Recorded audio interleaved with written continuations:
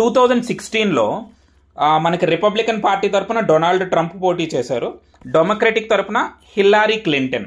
అయితే ఇక్కడ రిపబ్లికన్ వాళ్ళే గెలిచారు. అంటే డొనాల్డ్ ట్రంప్ 2016లో ఆల్రెడీ ఒక టర్మ్ అయిపోయింది అయింది. ఇప్పుడు 2024లో ఆయన టర్మ్ అయిపోతుంది. అందుకే ఆయన 2 టర్మ్లు అయిపోతున్నాయి కాబట్టి నెక్స్ట్ రిపబ్లికన్ తరపున డొనాల్డ్ ట్రంప్ రావడానికి అయితే ఛాన్స్ లేదు ఇంకా. సో అప్పుడు 2016లో డొనాల్డ్ ట్రంప్ గెలిచాడు. అతనికి ఎన్ని ఎలక్ట్రల్ ఓట్స్ వచ్చాయంటే 304 వచ్చాయి. హిల్లారీ క్లింటన్కి ఎన్ని వచ్చాయంటే 227. అయితే ఇక్కడ ఒక చిన్న మ్యాజిక్ చూడండి. పాపులర్ ఓట్ ఉంటుంది కదా, అంటే పీపుల్ వేసిన ఓట్ పర్సంటేజ్.